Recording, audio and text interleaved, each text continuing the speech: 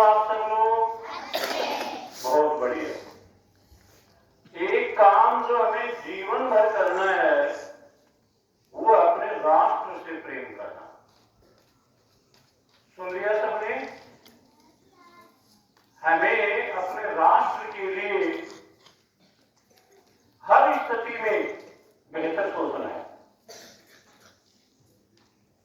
ठीक है?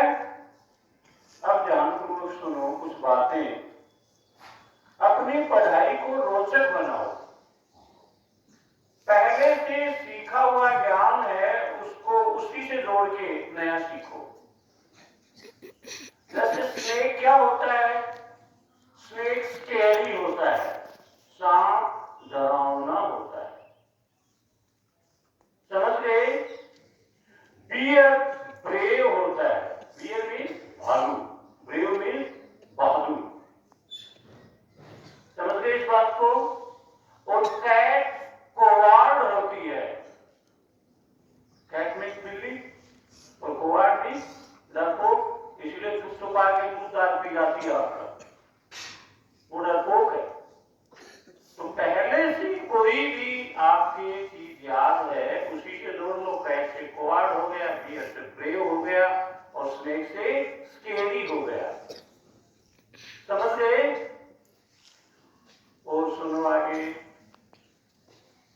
भक्ति हो तो ध्रुव जैसी, शक्ति हो तो भीम जैसी, राष्ट्र भक्ति हो तो किस जैसी? महाराणा प्रताप और भगत सिंह जैसी। अब सुनो, ध्रुव जैसी भक्ति क्यों होनी चाहिए? कई साधु संतों को बड़ा दिक्कत आई। वो बोले हम सैकड़ों वर्षों से तपस्या कर रहे हैं और इसको आपने 4 साल में दर्शन दे दिए।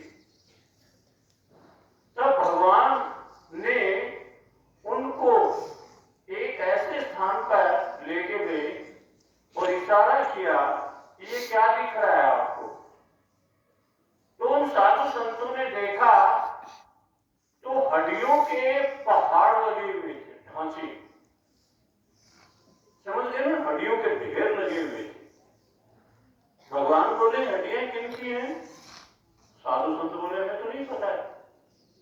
बोले ये ध्रुव की हड्डियां हैं, इसने करोड़ों जन्म इतना जबरदस्त तप किया है, उसके फलस्वरूप में इसको मिला। इसी जन्म के 4 वर्षों की तपस्या से इसको नहीं मिला। इसको तो पता ही नहीं है, इनोसेंट है।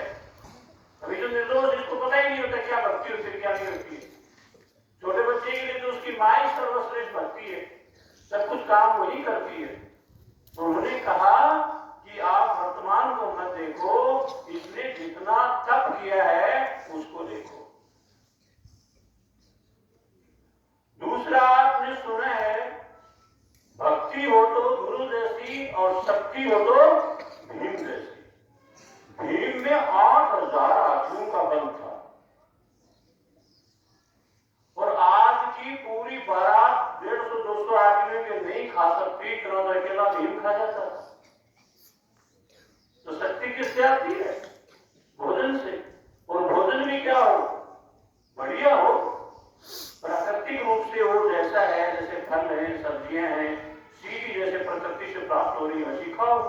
आप भी छोटे भीम हो जाओगे। नहीं है क्या? चाउमीन है, प्लास्टिक में पैक जितना भी सामान है वो बहुत डेंजरस आपके स्वास्थ्य के लिए। चाहे आपके घर में पड़ोस से लाई हुई उधारी छाछ हो, वो खाया करो।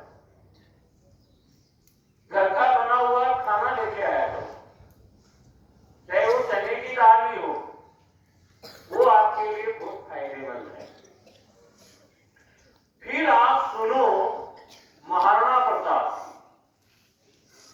महाराणा प्रताप किन विपरीत परिस्थितियों में अकबर से लड़ रहे थे, आप जान करके आश्चर्यचकित हो जाओगे। एक दिन उनके पास खाने को कुछ नहीं था। महाराणा प्रताप की पत्नी ने कोई घास फूस के बीज निकाल करके उनको पीस करके उनकी रोटी बनाई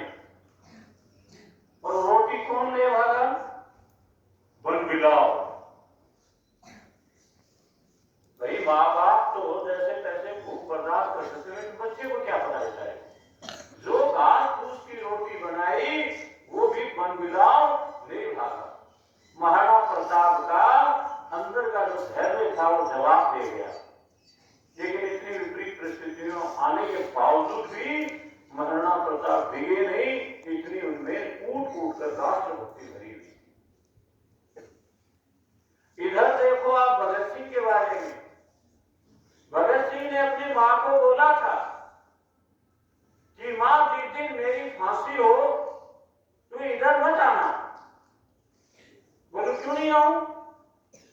बोलो तू आएगी और किसी भी मां का दिल कितना भी मजबूत हो, उसकी आंखों के सामने उसका बेटा फांसी चल रहा हो, मृत्यु को प्राप्त हो रहा हो, तो वो जरूर इमोशनल हो जाती है, भावुक हो जाती है और वो रो देती है।